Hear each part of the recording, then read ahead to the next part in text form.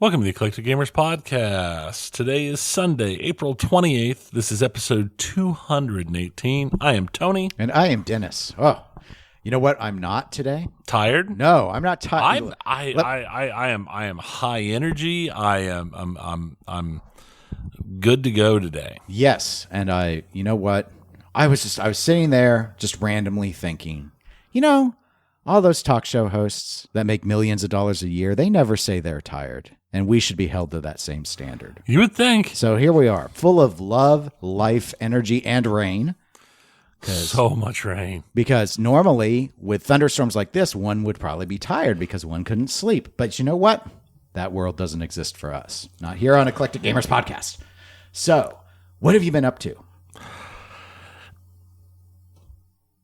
I have been doing nothing overly different than my normal day-to-day stuff, but I did finish the Fallout series.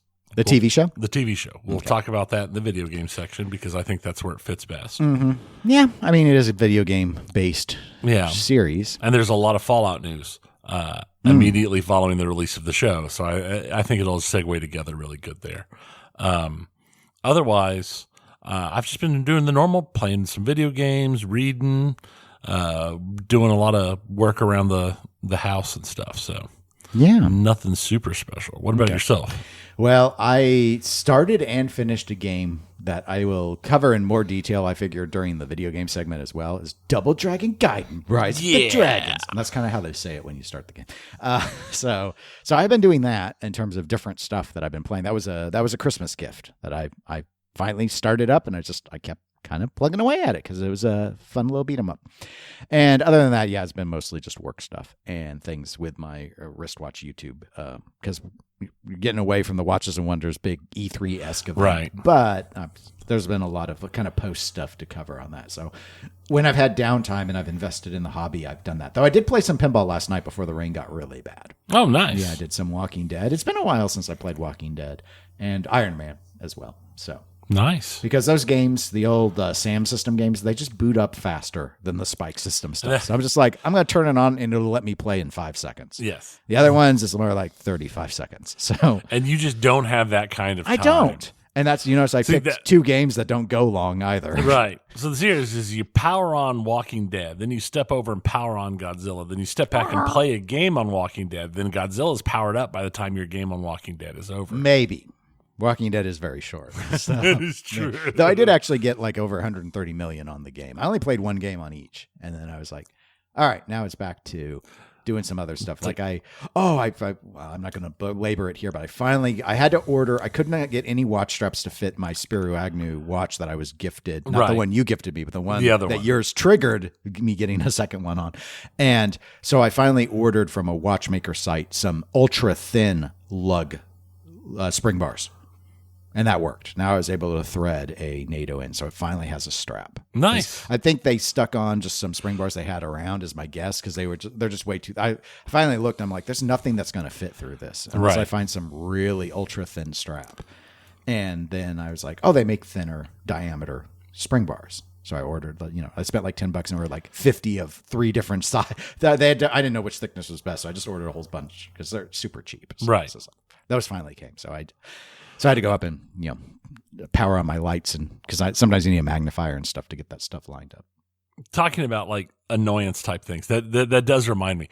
I started I started reading a novel series that I had read previously the first 3 books of. And at the time, it was only 3 books. Well, now there's 8 books out. Oh, wow. So I read the first 3 books again because it'd been, a decade or so. And then I read all the way up and I finished book 7. And then I started book 8. And I was completely lost at the beginning of book 8. I'm like, but I just finished book 7. There is like a 5-year time jump in which there are 2 side stories of their own book series, which are each trilogies before that cover all the stuff that happens in the time jump between book 7 and like characters, like they were talking about characters from the other books that were dead and everything was completely different and all this stuff. And I'm like, what happened? What? So I went online and that was annoying. I'm mildly annoyed that I had to stop reading book 8 because it made no sense and go back and read 2 side stories to know everything that happened to slide back into book 8, which is the last book. Or at least the last book so far. Right. Yeah, I think that would annoy me as well. Yeah. So I sympathize with this. It was just, it's like, okay, let's go do this now. So. Well, you know what won't be hard for us? It'll be talking about pinball because we love to talk about pinball. And, we have some stuff. We have some pinball news that we can discuss. So I'd say the first thing I want to do is we do have an email, and it's pinball related. So remember, you can write into us at galacticgamerspodcast@gmail.com. And this was from Steve. And Steve wrote, he just titled it, Great Episode. And the message body said, great episode from the beginning. Let me do all of that again because I'm going to give you a good voice, Steve. Great episode from beginning to end. I admire your stance on DPX in particular, Steve. Well, thank you, Steve. Thank you very much. I think it was your stance because I mostly just sat there the whole time going DPX, PX, PX, and you were like, rant, guys. I had 3 Instagram live reels. They were all too terrible. Yeah, they were bad, and we did have comments in our. Like on our social media and stuff where people were like, Tony published the unpublished episodes. I've deleted every single and one you were of like, them. I've deleted them. No, they were terrible. And they're like, no, they deserve it. Destroy them. Destroy them. I don't disagree that they cast it into the deserve fire. It, but no. Yeah. Do it. Do it. It's like let the hate flow. I think did someone say let the hate flow through you? If not, I thought it after I was reading their comments. So. We did have a lot of good social media engagement after this last episode. So, yeah. So we appreciate that. No, but just the whole throw it in the fire, the no thing, it reminds me. I saw a little animated meme thing where somebody was like, throw it in the fire. And he turns and goes, no. And Elron just pulls up his bow and shoots him through the throat with the arrow and the whole body drop. And his whole body drop. It's like, there you go. It's like, okay. The whole third age all of a sudden became nice. Suddenly everything's okay. Leave it to the elves to mess things up, but the alternate timeline can fix it. Yes. All right. Everything's better with an alternate timeline. So, all right. Thank you again, Steve, for the email. Now, we have a topic. I have a topic for us to have some fun that I'm poaching a little bit from the Loser Kids. So thank you, Loser Kids, for having an episode because it gave me an idea. And by an idea, it means basically your idea that I just did it a little differently. But we're not to that part yet. We got to talk about a new release. It's Homepin time. You know Homepin. You remember Thunderbirds? Do you remember This Is Spinal Tap? God. I hate I have to load the whole sensor beep and everything into the episode.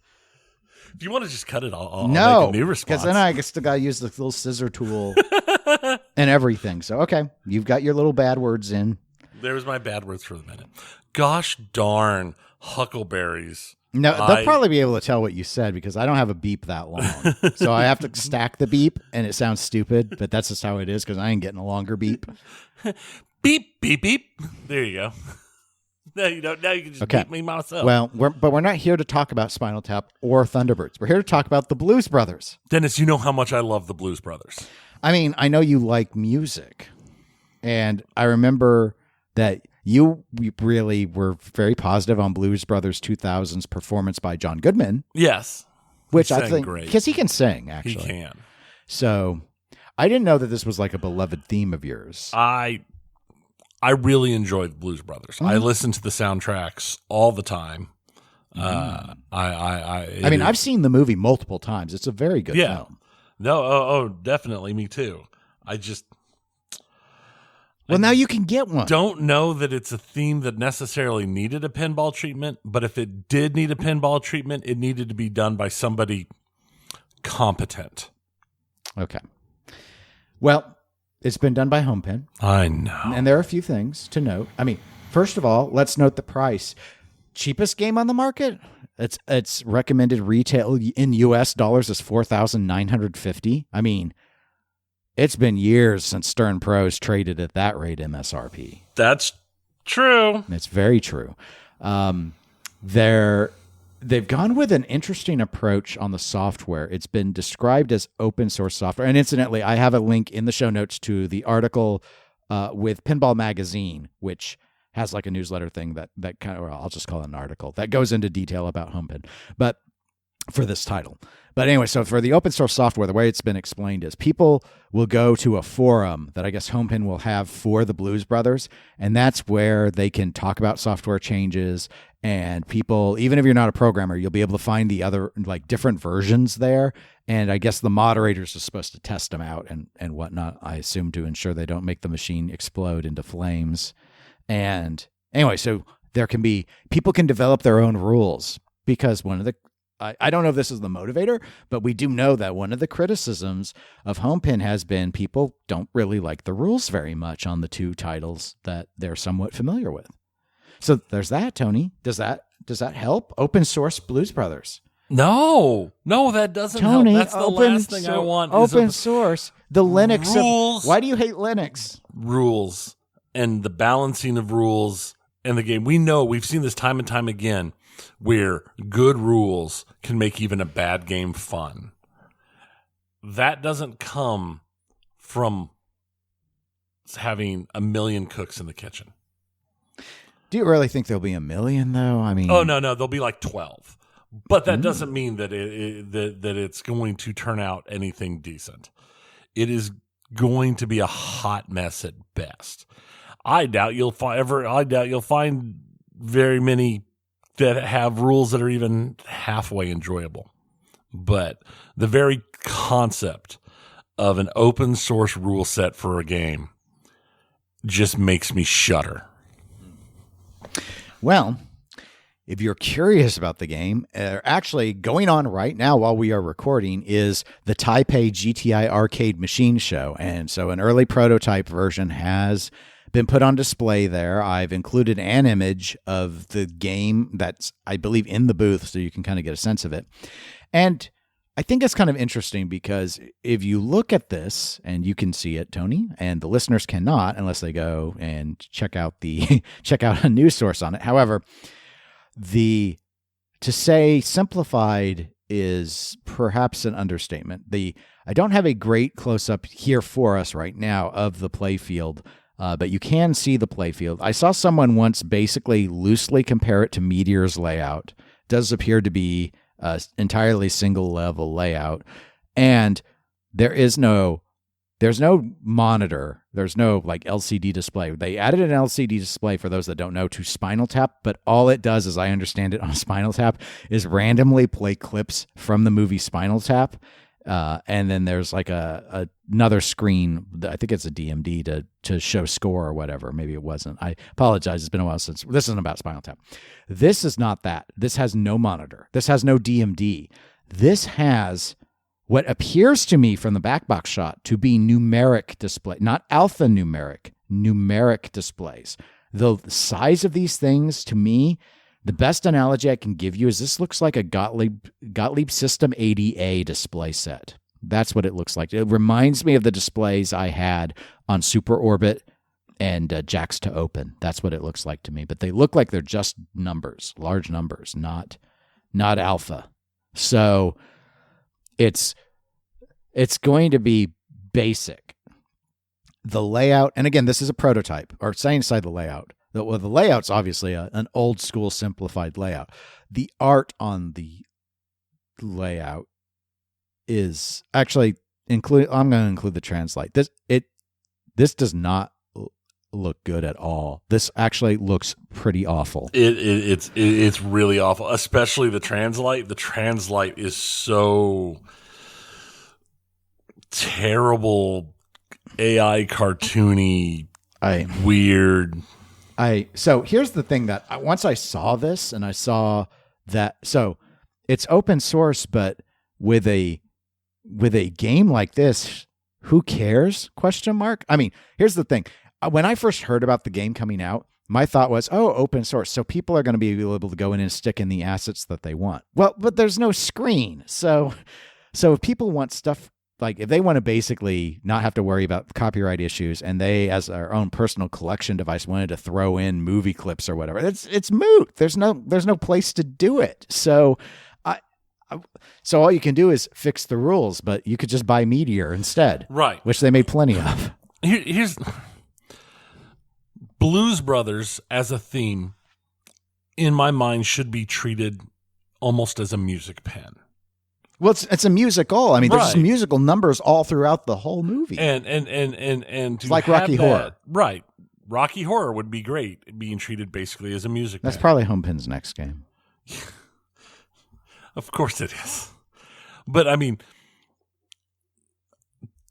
in my mind, there's so many good dancing and singing scenes that not having an LCD to have those scenes activate when you're in modes based around those certain things is a travesty to begin with.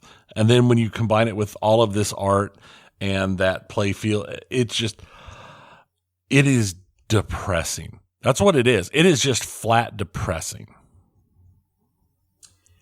Yeah. And I mean, again, I understand that it's a prototype. Like you can see, like the slings don't have plastics over them yet and stuff, but that I can't imagine unless that is total.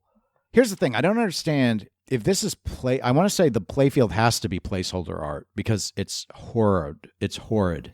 Well, I wonder both the playfield and the translite have a piece of paper across it with stuff written on it in these pictures. And I 100% wonder if that's not just saying this is placeholder stuff. What I think is going on here, Tony, is I tried to blow up some photos to see what those strips say.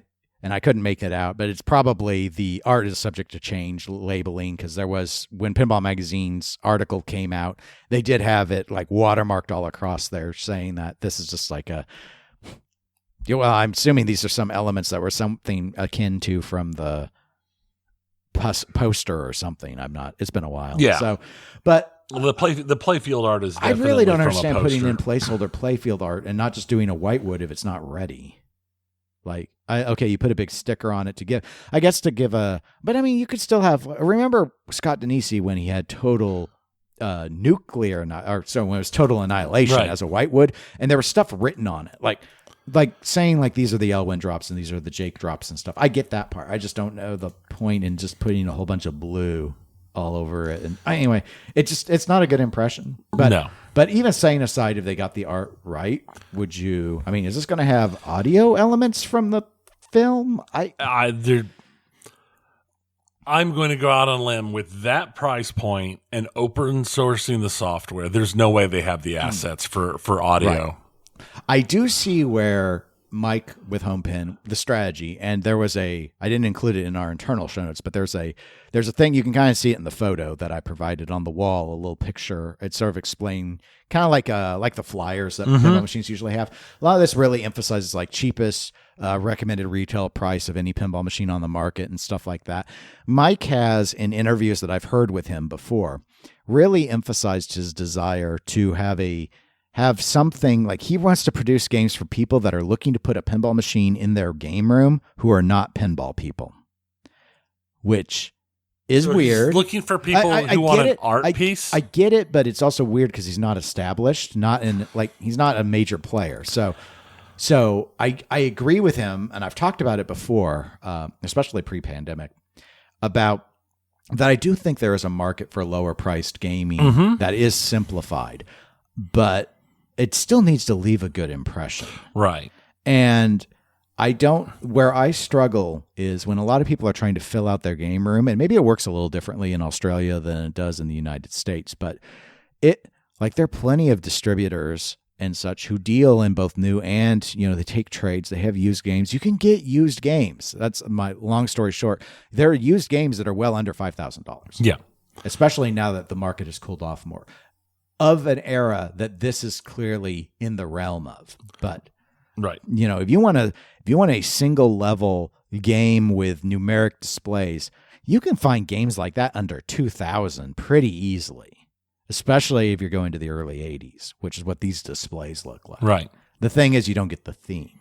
But if you don't have the assets, what's the point of the theme? Yeah, unless this has a bunch of call outs in the music and stuff, but given the whole open source thing, I am assuming this doesn't have the song. I mean, imagine how much you'd have to spend to get Aretha Franklin and Here's Hooker and Cab Calloway and all the rest. I just don't think it's going to be in Let there. me put on my tinfoil hat. That's a 10 sound. I made the wrong sound. Go ahead, though. This is open source because they couldn't get the rights to the music, but by doing the software open source, if they set it up right, people can add it at themselves afterwards, and they get to say, we didn't do it, not my fault. Sure. Don't sue us. That could be right. That would be the best potential for them to get the sales to pinball people. I don't think his market of non-pinball people are going to go to a forum and wait around and hope programmers are going to develop alternate rule sets that then they're going to download and install on their machine. No. I 100%. Anytime I see somebody saying, I'm not making this game for pinball people, I'm making this game for people outside of the hobby, what I hear is, all of you guys have told me that you don't like my game and that I've done something wrong. Well, it's not for you. I didn't make this for you. I made this for others. Which, by and large, we don't hear that come up too often. But you know what? Since you already made me pull out the censor beep, I'm gonna give you a quote. I'm gonna give you a Wesley Snipes quote from Blade. Some mother are always trying to ice skate uphill. Awesome. Perfect. And that's what I feel like this is right here. This won't be funny to a lot of pinball fans, but maybe some of you will love it. I don't know. We'll see. But per Nap Arcade, I have a link to this as well in the show notes. Dutch Pinball is purportedly going to do their reveal of Back to the Future at Pinball Expo. Now, this is not DPX. This is proper Dutch. This isn't DPX. This is proper Dutch Pinball. Yes. They're not putting out new builds of Zidware games. I think in the same article, Jason actually notes that Homepin is also planning to have Blues Brothers at Expo, which I think is an interesting choice when you go around saying you don't want pinball people to buy your game. But that is. I mean, it's but Pinball Expo, but it's. I mean, if you fly into Midway, they have statues of the Blues Brothers at Midway because the Blues Brothers is very much a Chicago thing. Yes, it's very Chicago. I mean the blues, such a big part of Chicago. I mean, and they're just for Blues Brothers interested people, not the pinball game. There is a Blues Brothers convention being held at the old prison that's a museum now in like August, and a lot of the people who've done stuff with them before are going to be there and actively performing. Oh, interesting. So like Dan Aykroyd and Jim Belushi, who kind of took over after John Belushi died. See, that came up on the Pinball Show, and I couldn't remember that part because I just remember John Goodman in. Yeah, Jim Belushi was doing did a lot of stuff after John died. Okay. Like in the 80s and stuff. So, but he's going to be there. Some others are going to be there as well. A lot of the old band members who are still with us are going to be there. They're doing like a whole like 1 day thing at Joliet, because Joliet's a museum now apparently. But it's going to be a whole like 1 day Blues Fest concert thing. Okay.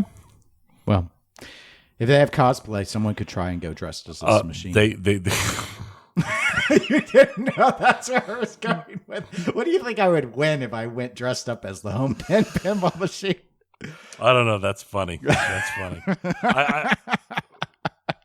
I did consider doing the whole black suit thing when I did the Meatloaf cosplay for the. Yes. I had considered doing the whole black suit thing. But you didn't. No, I went with Meatloaf instead. Yeah. Well, it's one of those things. So, Back to the Future.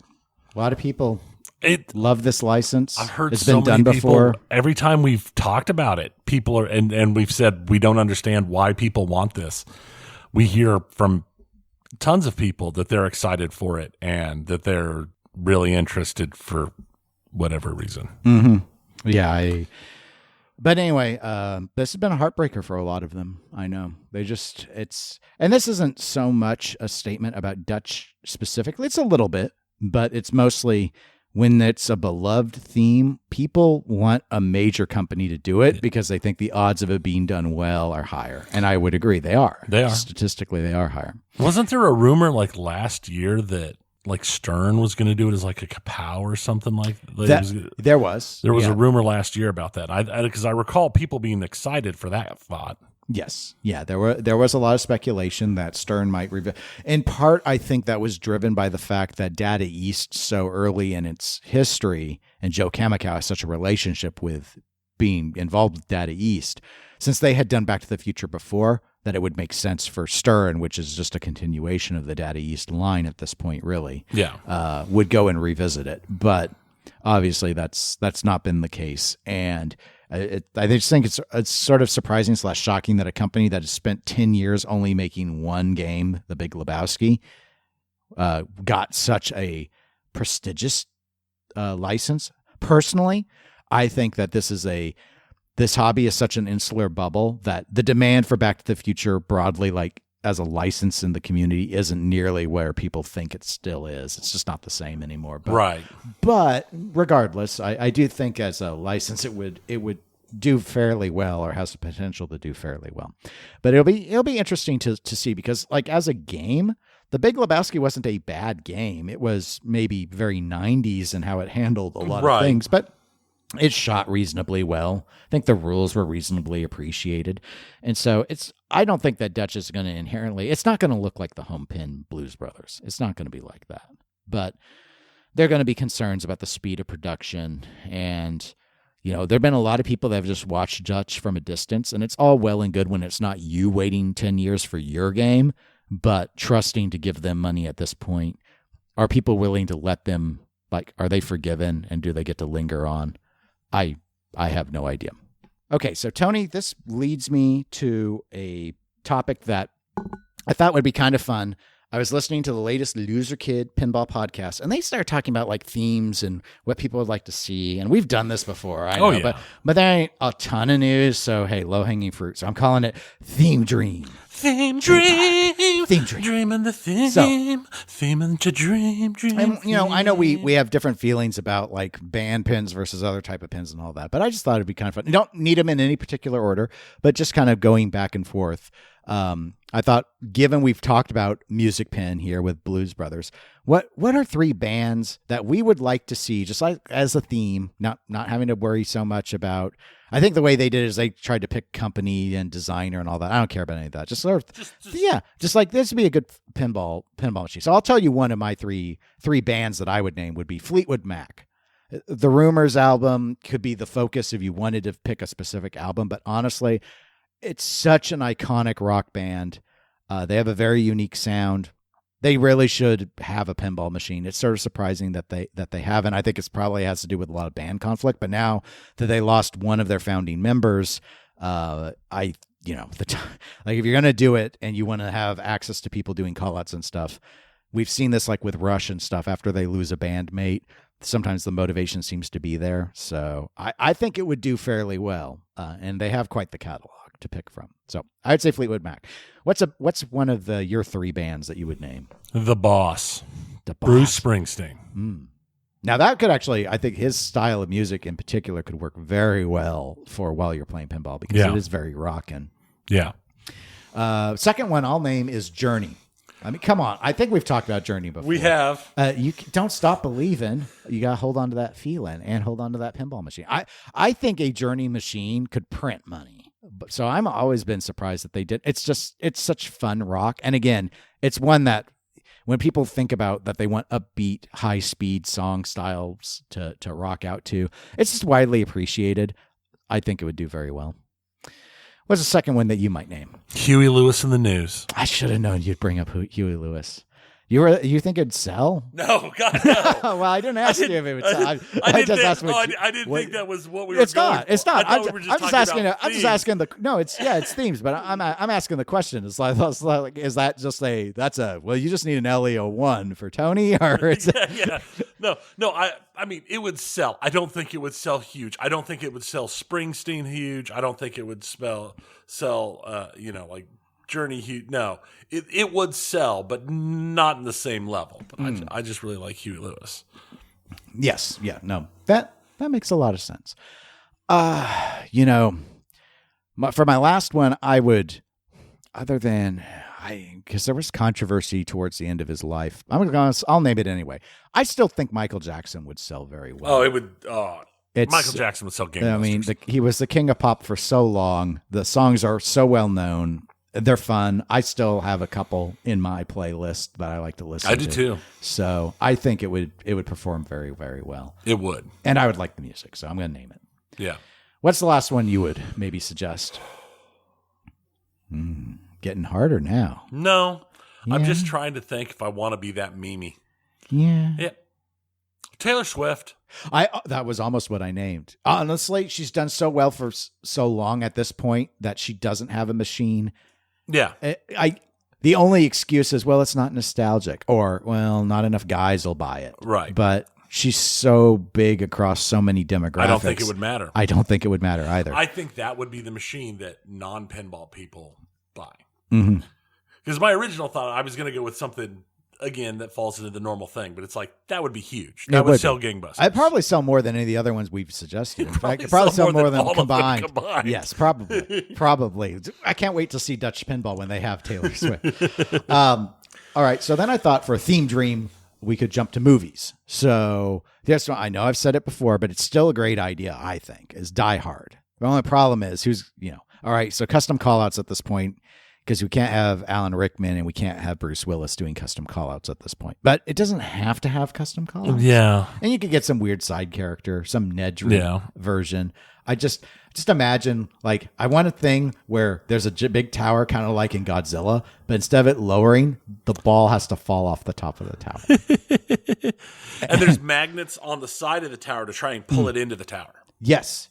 And on the Pro version, it still has the tower, but it'll just use this little, like when the ball is dangling, it can use a magnet or just a regular magnet. But on the LE version, they will use an actual Rolex. And they'll magnetize a Rolex and hold it. It has to have its little clasp undone, and then it will fall. This is all for the final wizard mode. So most of the time it just sits there doing nothing, but it's worth it. What's a movie you'd like to see done as a pinball machine that has never been done before? I should add these are, I felt this was obvious, but listeners, these are themes. Now I know Back to the Future has been done before. This is the only stuff that hasn't had a pinball machine. That's why I can't say Kroll technically had. Because it's technically had. I mean, I guess I could because they never went commercial with Kroll, but I won't name Kroll. Even though I do enjoy it, it's a guilty pleasure. The Hunt for Red October. Some things don't react to us bullets. Sorry, I can't do Scottish and do all at the same time. But just because there needs to be a shot where you get one chance at it, and if you hit it, it sets off the ping. Oh, I want the ping. I love so you sit there, you're playing, and when you activate the shot, it can be one of those where it traps the ball and it warns you, and then it shows the shot, and you have one chance at it. And if you hit it, it just goes bing. Oh, and get Sam Neill to do the call-outs. As Vasily. Yeah, get him to do the call-outs. Now, I hate to digress again, but listeners have to deal with it. Did you see the April Fool's joke from like Naval News? The media fell for it. They said we had invented Caterpillar Drive. Oh, I did see that. Yeah. It was. And people, all these things picked up on it, and they had to go back and put this huge disclaimer. we had correct Caterpillar Drive. We had stealth technology for our subs now, and all these people were reporting it as news. And it was like, this is straight out of a Tom Clancy book, guys. Come on.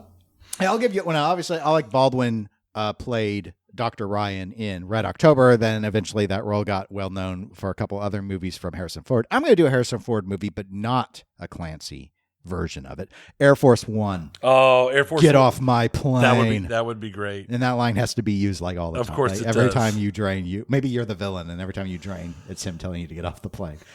But that one's fun. It'll be really fun when you have to activate the fax machine to send the alert message to the ground, because people will be like, "What's the fax machine, Dad?" So, but there's some fun things. The little escape pod. You could have a little toy with that. Obviously, there's stuff you can do with the plane itself. So I think it has a lot of potential. That was a very well received movie too. Yeah, it was. That movie was very good. So that'd be my second one. That would be a good one. I'm gonna go with The Martian. Oh, a weird book, right? And you could have the entire. What's taters? The entire, What's taters? You could have the entire journey. It would lend itself to being one of those deeper pens where you're collecting the stuff you need and you're making the journey and you're solving problems and all of that. Yes. It's also one of my favorite films of all time. Well, it was a good book. Yeah. And it was a good movie. I haven't seen it in a while. I should rewatch it. It's actually it. Because I own it and Master and Commander digitally, and they both just stay on my tablet so that I always have them with me because it's my I've got some downtime to kill or whatever, and I will just start one of them because I can watch any of them from like pretty much anywhere and be fine. Mm-hmm. Well, for my third movie, I'll throw a bone to Spooky Event Horizon. Let's do. Here's the thing, I actually Mama went back. Bear. The first time I saw Event Horizon, I didn't like it, and then I rewatched it. It's one of those movies where it's like Pulp Fiction. I came around to it over time. Though I don't remember what was so off-putting to me about it. It was just so different. I think it was the psychological hallucination part, and I was having trouble getting around it. One of the things, it's not like a top-tier rated horror movie, which somewhat surprises me. I finally read someone, probably on Reddit, that did kind of an analysis of Event Horizon about why so many people that end up going in and watching it end up liking it. Other than, it's very scary. In fact, that movie got toned down. There was originally a lot more of the people all slashed up and stuff in the going into the alternate dimension sort of thing. That was, I think it got, for like gruesome nudity reasons, got scaled way back. But here's the thing that someone pointed out that I had never really thought about, but it makes a lot of sense. The thing about Event Horizon that makes it work more than how scary it is, the atmosphere, all the rest of it, the science of it, it's by and large, all of the characters in it act as normal people would react to something like this. Like they're making all the right decisions and it's just not working because they don't understand this sort of supernatural element from this parallel dimension. So it's like they're going and checking certain things and they're doing things in order and they're going in groups and it's like they're smart. They're being smart and they're losing anyway. That's really good. That's a very valid point. Let's run for the cemetery and hide in the room with the chainsaw sort of thing. That's not Event Horizon. Event Horizon, everyone is basically making the right decisions, and it's just not working because they don't understand what they're dealing with. So that's what I would name. And there are some really fun set pieces, just with like the spinning dimensional gate thing that could be a great centerpiece for it. Kind of think like the Lord of the Rings ring. Like do something like that with the triple spinning rings and the gravity well in the center. There's some stuff you could do, I think, with it. So that'd be my last movie I'd name. What was your third one? What would it be? What would it be? See, number 3 is always the hardest. It is because I have like a couple of ideas and I've got some of them are sillier than others. Yeah. But, War of the Worlds. Which one? The 50s is my preferred. Okay. Though, in all honesty, the Tom Cruise one isn't as bad as some people pan it to be. But I think the 50s one is better. Well, I would say it's definitely more iconic. Yeah. And it's got so much iconic sound. You can hear a lot of the sound effects that they created for that movie in stuff nowadays even. Mm-hmm. So yes, very much so. But I'll go with that as a much more out there. Again, it's not going to sell a lot. But no, probably not. Video games. So I thought, all right, obviously there've been a lot of talk about how we need to have more video games in pinball because we so rarely see it. And there's so much stuff you could farm. I will go ahead and say, and again, I'm going to stress the video game, not the TV show, Halo. Halo can work as a pinball machine. It's got iconic sound effects. There's plenty of of elements you can. It doesn't have to be themed around one specific game. Doing stuff with like the power-ups for your power armor, things like the sticky grenades you could use the action button for. I just think, in the music with the chanting, we got to have the chanting, the old Bungie music and all of that. I think it would resonate really well. There are plenty of people now that can buy pinball machines that grew up on Halo or remember Halo from their starting up in their college years Halo was, I didn't play the first Halo when it first came out, but I was really introduced with Halo 3. But it's iconic and it's got some really good scenic elements that I think it would do fairly well, especially if you wanted to make a pin for location. Right. I think you're right. So I would say Halo. What's one you would say? Never done before. Sorry, Mario. Yeah. That's really the only one you have to avoid, and Cubert. Yeah. Well, and the truth of the matter, I think the obvious one is Legend of Zelda, but there was one that was supposed to be that, and it just got changed because they couldn't get the rights. That's for a fair. I think Legend of Zelda is the obvious go-to. Mm-hmm. Exactly. That's the sound. It would have to have that sound. It would have to.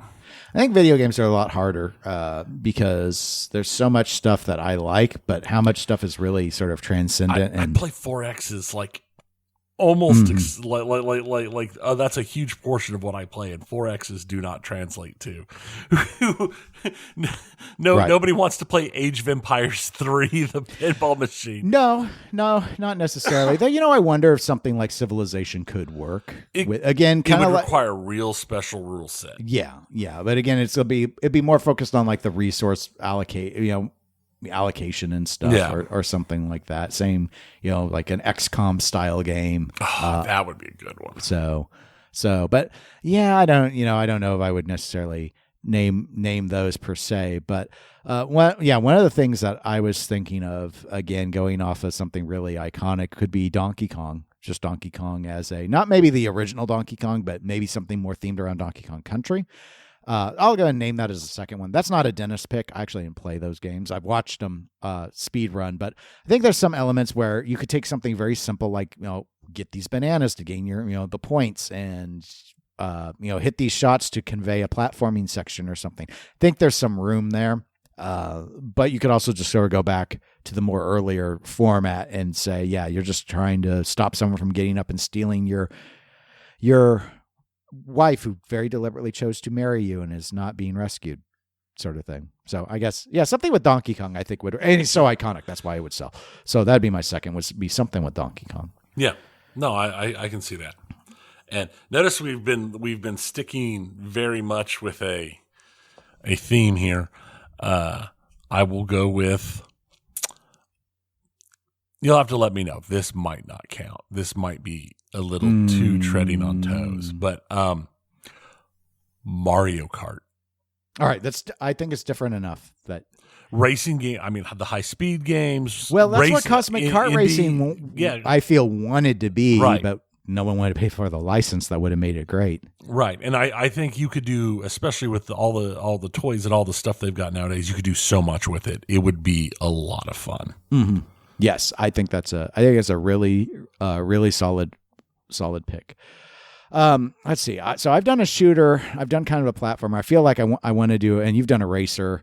And you've done an action adventure. I'm trying to think if there's something where I want to be a little bit different. Like maybe I should go hack and slash and say something along the lines of, I think Bayonetta's too niche. Maybe what are those? Devil May Cry. Maybe a Devil May Cry game. Yeah, that's going really Japanese, but it's still mainstream enough. A lot of people would recognize it. Doing shots and comboing in pinball is huge, and that's what hack and slashes are, is about comboing things. So I think you could have just a lot of sort of fun display, a lot of sound effects from the game going on. As long as there's a high flow thing and it focused on combos, I think Devil May Cry could work really well. So I could see that. I'll say that as my third. I would pick. say that, or maybe God of War. I considered God of War, but then I thought you might want to pick that for your last one. That's. It would probably sell better. It would. I'm sure. But I was thinking of something very weird, and the only way I think you could make it work. Roll the waves.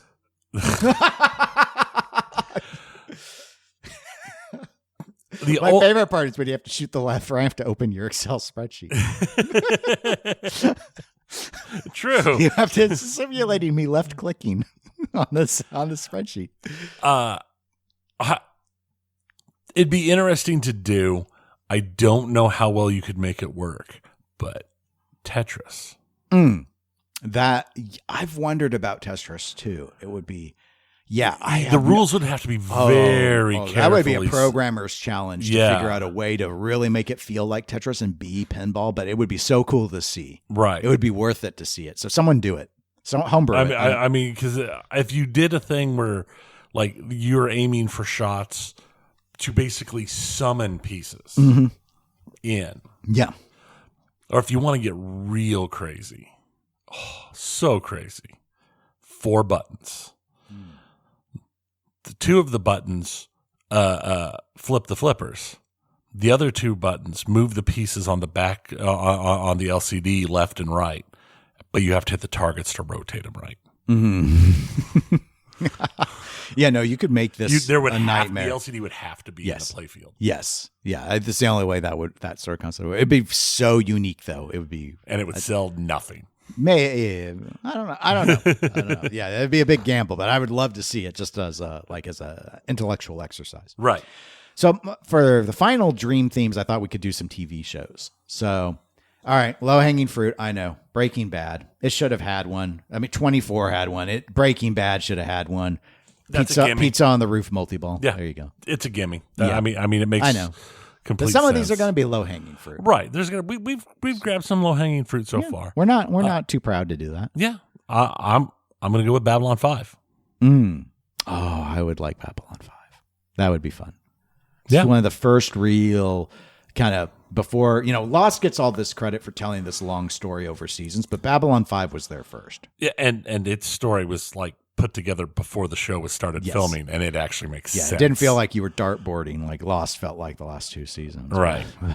But it is what it is. Yeah, but no, Babylon 5, what a good pick. I'm going to do a much newer pick, Strange New Worlds. I mean, there's already Star Trek pins, but it is a different Star Trek I'm saying pin. Specifically Strange New Worlds, only Strange New One Worlds. of a mini wizard mode that's just the musical episode. I don't know if I'm going to include that one. They did all right. I liked it. There were a couple. Of course you did. But what about the Lower Decks people actually being in their universe? I enjoyed that. That was the better. More. That one was better. And you could do like setting up wizard mode stuff with the Gorn and kind of like that. So yeah, okay. I'm quasi. You could argue I'm quasi cheating because there have been Star Trek pins, but I allowed Mario Kart. Exactly. So that's I'm going to It's going to just be Strange New Worlds. We ain't going to slip in any Captain Picard into this or anything. That works. So that's going to be my second pick. We're going to go a little interesting, slightly older version. Iron Chef. I'm assuming the Japanese version, not the one with William Shatner hosting. No, the Japanese version. Just because it lends itself to the idea because you would activate shots that are you fighting certain Iron Chefs. There would be shots and combos that you did to get and do certain ingredients. So in my mind, it lays itself out as the classic chase the light style playing to go through it and build your dishes and choose who you fight and all that. Yeah, no, actually that would work really, really well. I'm going to go a little more obscure for my last one, though, in that vein, also going with a Japanese theme. Ghost in the Shell Standalone Complex, specifically Season 1. Nice. We're going to focus. Laughing Man, we can get away with too if you want to.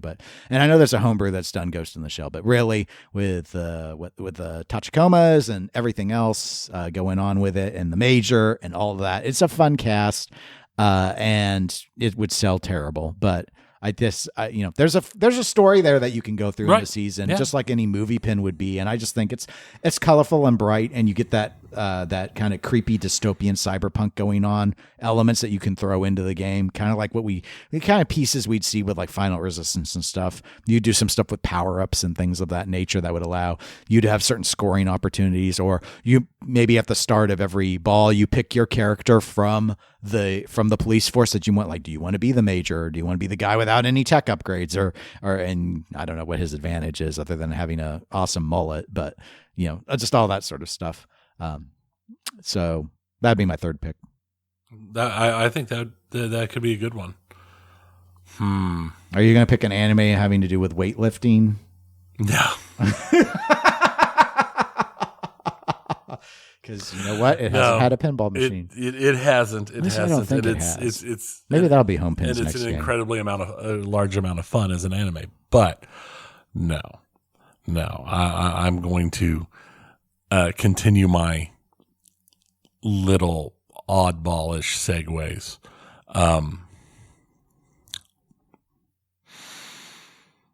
Man. There's two warring in my head. I'm just going to go with the one that I think will sell better. That would be Sherlock. I haven't seen that. Good BBC series.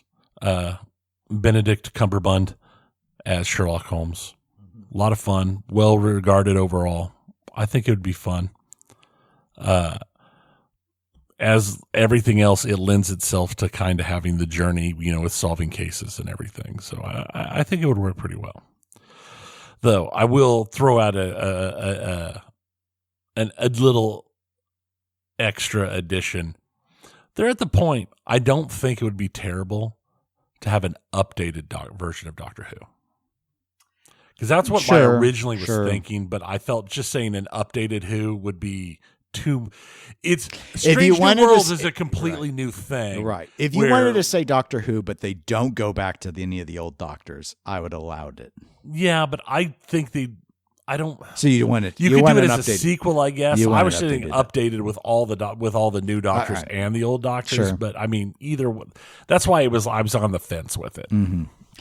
Yeah, I think Sherlock was a better pick for that reason. Well, folks, if you want to tell us your theme dreams, you can email us eclecticgamerspodcast@gmail.com. All right, video games, Tony. What do we got? We got a whole bunch of stuff. I guess we were going to open with our discussion things. So I'll opine a little bit on Double Dragon Gaiden, Rise of the Dragon, or whatever I'm like, they say it all super excited when it starts, so I started just saying it wrong when I turn on the game. So I'd be like, Double Dragon Dragons, Dragon of the Dragon, and so I have to remember the name, but the name is actually Double Dragon Gaiden, Rise of the Dragons. So they do say dragon a couple times, and they say double as well. So I'm assuming it's a combination of Double Dragon and Ninja Gaiden, right? Unfortunately, no, it is not. I guess there was like an arcade Double Dragon Gaiden at some stage, so maybe it's sort of a play off of that. So if you ever own a NES, you have to have played Double Dragon. Of course. And if you ever played video games in that era, you probably saw the terrible Double Dragon movie. Yeah. This is not any of that. This is a beat 'em up.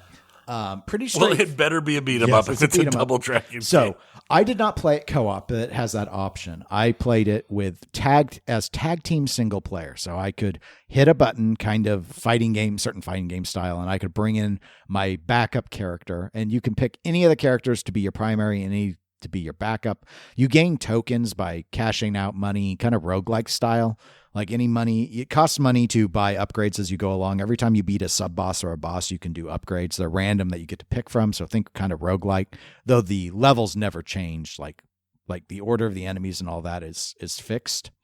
And the way the game works is there are 4 sub bosses or I should say 4 bosses that control regions, and you can play them in any order, but they upgrade the other regions every time you beat a region. So like I did this on Xbox. So there was an achievement for beating all 4 bosses as level 4, being the 4th one that you would pick.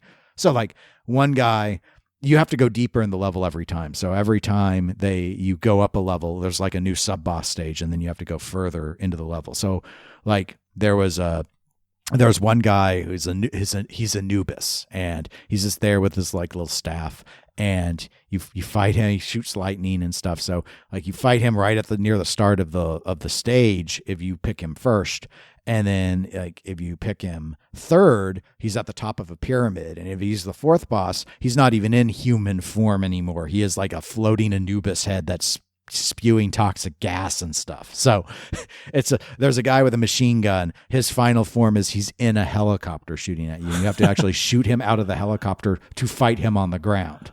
And so there's all those little elements. If I shoot you out of the helicopter, yes. I shouldn't have to fight you on the ground. You're fighting on the ground on top of a skyscraper because it has to be epic. So, and you can unlock with these. So when you cash out, it depends on how you can adjust your difficulty settings. The easier make the game, the fewer the more money it takes to get a token.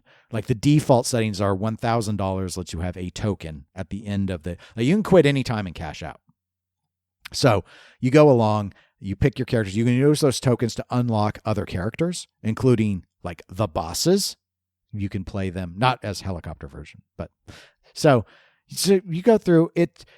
I got every achievement. So actually I full cleared it. It was pretty well balanced. It was just on the edge of feeling a little tedious, like it was going too long.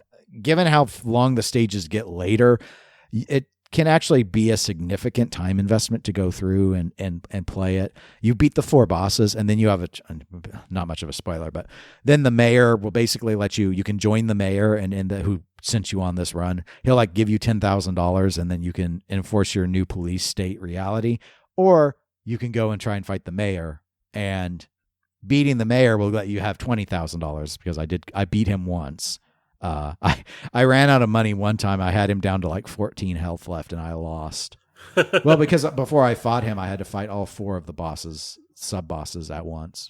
So it was one of those games where, hey, fight all these guys again. Oh no, all together though. They weren't in their helicopters at least, but anyway. So yeah, it was. It's pretty straightforward. Very classic beat 'em up style. Like there's one attack button for a regular attack. You have one regular attack plus if you jump and whatnot. Right. And then you have like 3 special attacks and those are how you can get food to get health. If you kill at least 3 baddies with a special attack, it gets you a hot dog, and you can get a cheeseburger with 4, and you get a chicken dinner. It's more some Fortnite reference there probably. And so it's kind of like, it's doing that sort of thing. But, anyway, yeah, it was very throwback, but with enough modern elements, and a little long, but it did let you save at checkpoints so you could come back later and stuff. So it had a good mix of modern recruitments to let you navigate the game. So if you like beat 'em ups, I would say, yeah, it's worth a try. It's not particularly deep. Probably is more fun in co-op would be my guess. I would bet. So, and that's an option you can toggle. Like you can do local co-op or online. So. Well, that's always nice. Not everything has local co-op anymore. No, it's fallen out of favor as more and more people play remotely. But, yeah. So anyway, those are my quick thoughts on Double Dragon Gaiden, Rise of the Rise. Rise of the Dragon, Rise. Double Dragon Dragons, Dragon of the Dragon with a dragon. How to Tame a Dragon. Gaiden. Taming. Yeah. Dragon. Fallout. I really think the makers of Halo, Wheel of Time, The Witcher, they need to sit down and watch Fallout and figure out how you do an adaptation correctly. Step 1, make stim packs make the right sound effect. It's the little things, and it's not like Fallout just faithfully adapted something that was already done either. It's its whole own thing, but it made the world feel like the world in the games. It kept the feeling, and it made you. I mean, because it's one of those things. The whole premise of Fallout and everything, it's a shtick. It's so zany in reality that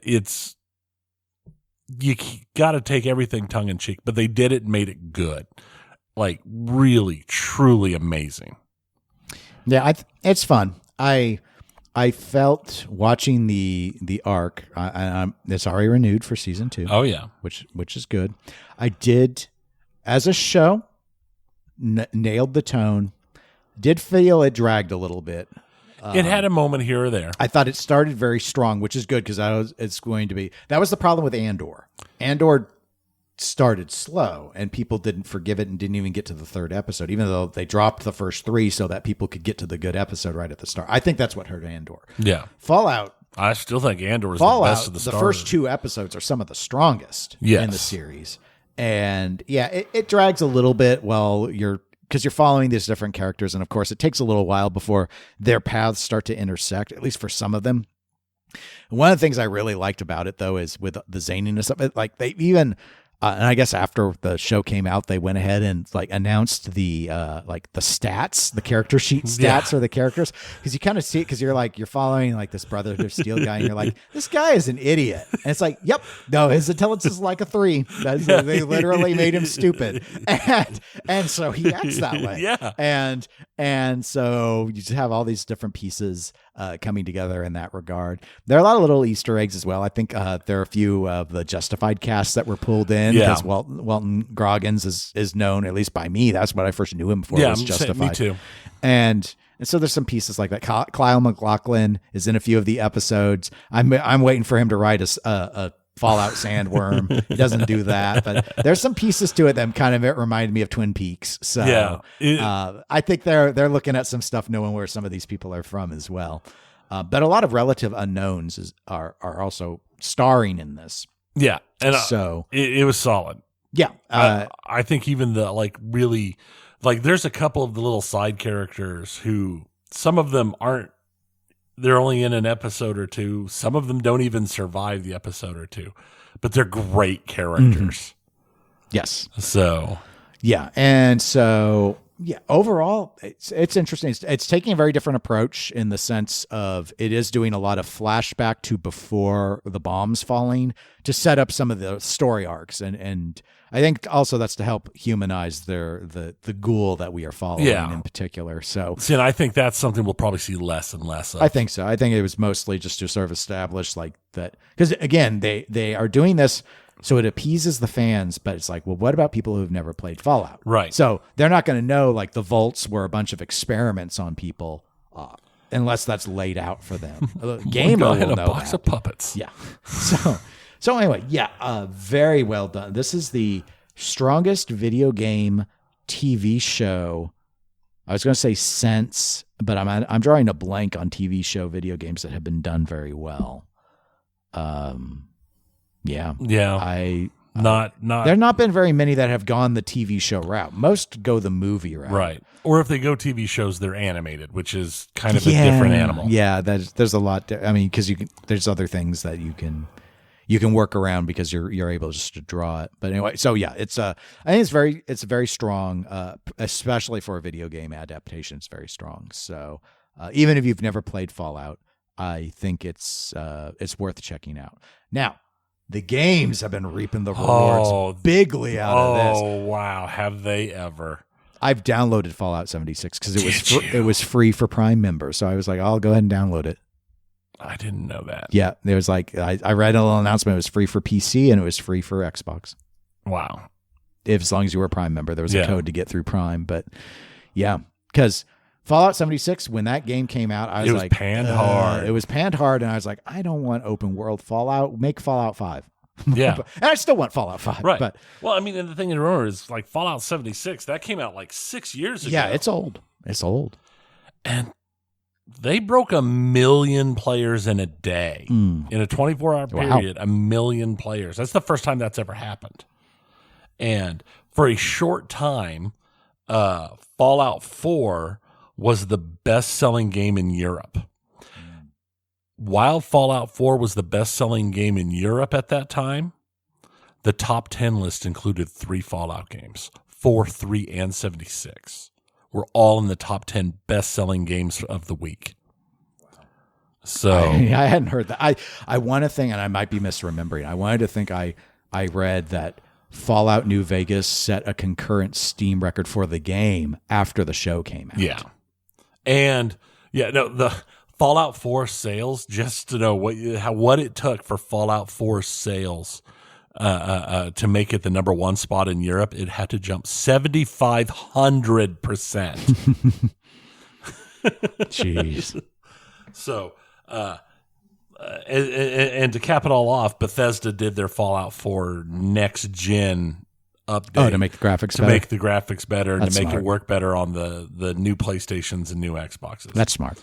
I have heard there's been some bugs, and my first thought was, well, of course there is. It's a Bethesda game. Well, yeah.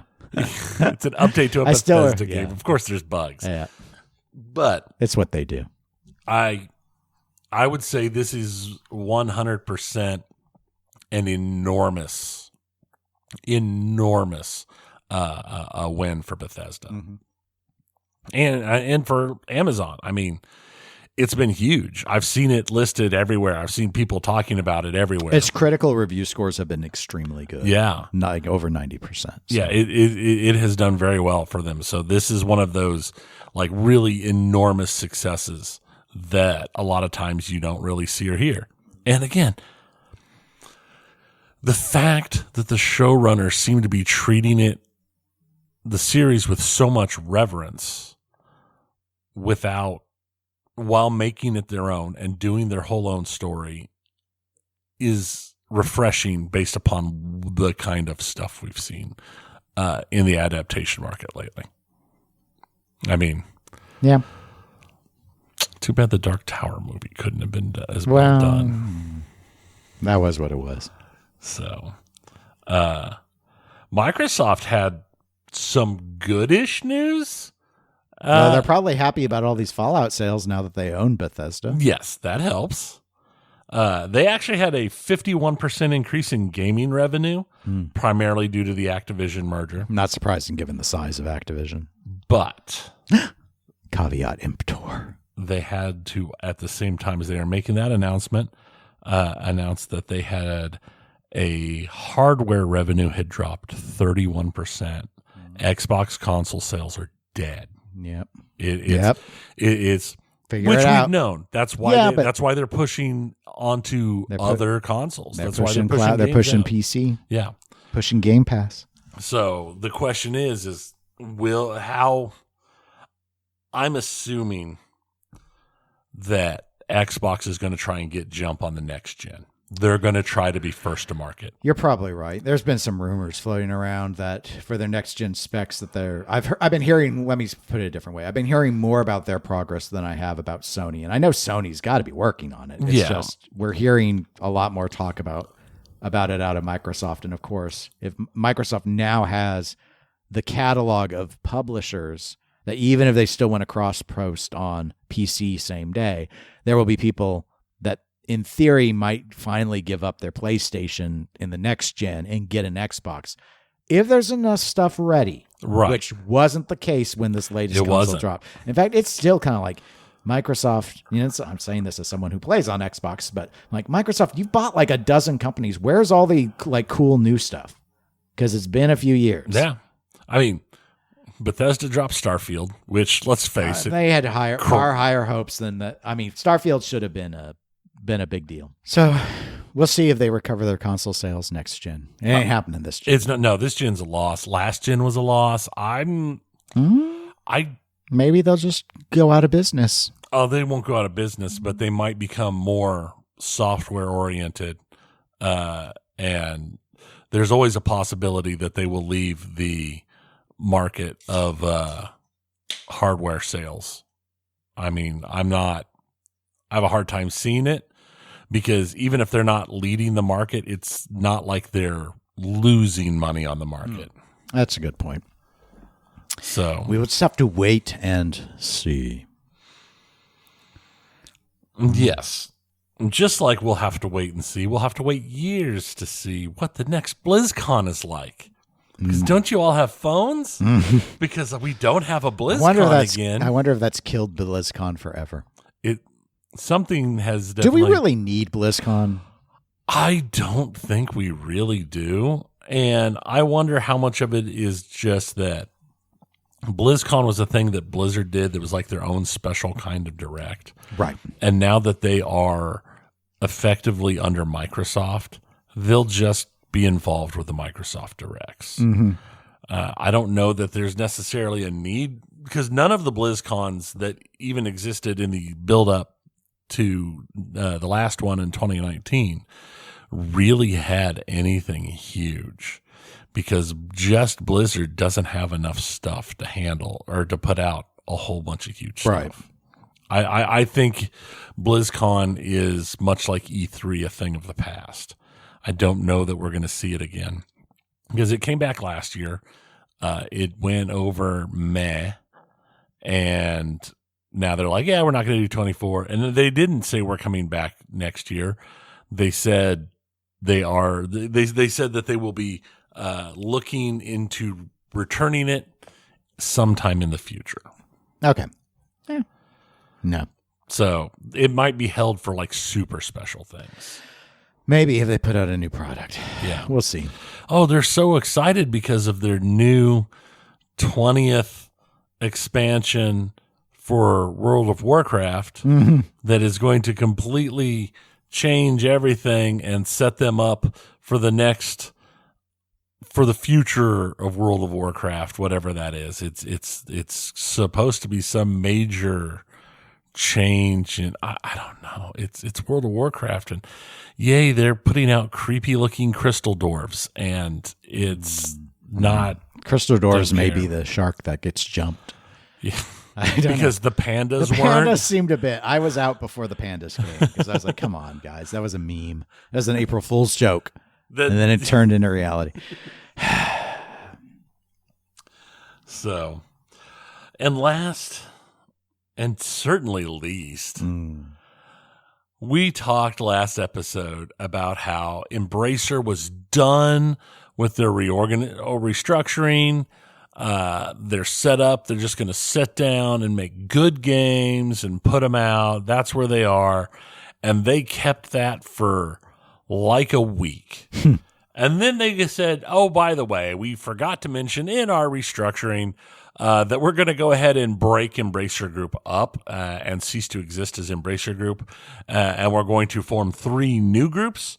3 new separate companies, the Asmodee Group, which is strictly their tabletop gaming, which the purchase of Asmodee originally, a lot of people I've seen considers that the beginning of the fall of Embracer Group, because it was like a $2.67 billion purchase. Wow. That saddled them with a large debt that directly led towards their attempt to get the buyout from the Saudi retirement fund group. And when that fell through, that's when everything fell apart.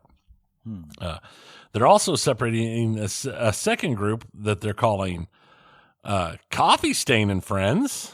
God, that's some marketing, like random, like that's asking AI name an indie game company brand. Yeah, and that's what it is. It's their the indie game. You didn't even group. need to say it. Everyone who heard you knew that Coffee Stain and Friends meant that this was your small stuff. Right. And the last one is Middle Earth Enterprises. We swears it. And Friends. Swears it. And Friends. Yes, do it. What? No, it really is? Oh, no, you can't say Middle Earth Enterprises and Friends. Is it Asmodee Group and Friends? No. That doesn't make sense then. What friends? You don't have any friends. Nobody likes you. This is no, it's not and Friends. It's not. Let me double check. Maybe I just typed that in. Come on. And from Enterprises and Friends. I just it can't be typed that in because I was laughing so hard.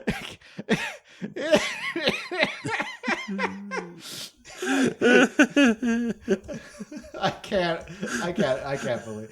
Oh my God! When I type Middle of Enterprises, it pops up Middle of Enterprises and Friends. No, I won't. So this is their AAA gaming group, and also the stewards of the licenses for all of the Lord of the Rings stuff and all of the Lara Croft stuff. I want to allow this name. This name is not right. You don't have friends. No. Shmiko doesn't have any friends. Nobody likes him. That's the whole point. I never thought I'd die side by side with a coffee stain. Would you die side by side with Middle Earth Enterprises? No. This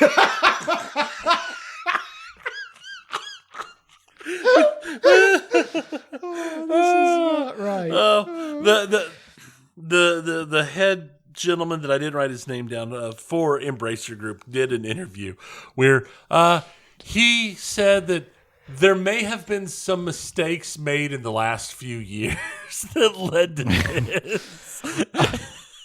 And if he could go back and do it differently, there are multiple changes that he would have made and done differently. I mean, on the surface, this decision to break it up, I don't know if that's right or not. Probably to at least try and unsaddle the tabletop stuff as a lodestone from the rest of it. But they needed to rename no matter what. Yes. But not like this. Not like this. Well, and the thing is the Asmodee, the reason they went into so much debt for Asmodee is because Asmodee's huge in the tabletops. I mean, they were huge. They've got Ticket to Ride, and half of the really big Euro games are Asmodee games. Mm-hmm. So it's not like they bought some little failing thing, but yeah, they definitely over leveraged themselves. Okay. To enter a market that they weren't even part of. That was the thing, is because they entered a market they weren't there. Just like I never really understood buying the licenses for like the Lord of the Ring licenses and stuff. I don't know. But okay. Middle Earth Enterprises and Friends. I'm so disappointed in this name. That's real really bothers me. It's like they named the coffee stain thing first, and they're like, "Well, we have to kind of keep it unified." No, you don't. You didn't for Asmodee Group. Well, they're trying to show that it's more than just Middle Earth. They've also got Lara Croft. Okay. So it should have been Middle Earth Enterprises and. This episode's gonna suck. I apologize for making you pull out the beeper for me multiple times. God, this episode's way too long. I miss our old 40-minute episodes. That's because this time we came with energy. We did. We weren't tired at all. We came with energy and friends.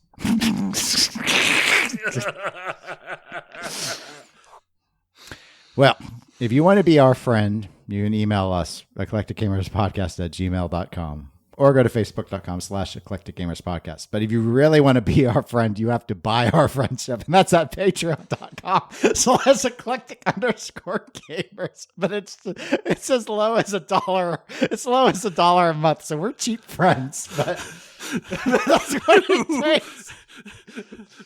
If we get 500 subscribers, we'll rename you Eclectic Gamers Podcast and Friends. I'll go in and I'll rename it. We will do it. Yeah, we will. Well, and we'll add and Friends and the intro music. We go that far, but it takes 500 paid subs to do it. We're about 450 short. So get your friends to pay us $1. Eclectic Gamers and Friends. I'm kind of thinking like how Diner does when you. Oh man, and Friends. You know the. Oh no, we totally need to do a redone parody version of the Golden Girls theme song. Thank you for being a gamer with friends. Going down the road and back again. Yes, the road of gaming on Mario Kart. Or rolling down the table and back again. Yes. You flippin' true. You're a friend and a confidant. That should be behind the paywall, all this stuff. But I'm too lazy to cut it out. You're too lazy to cut it out. So it's going to be part of the main episode.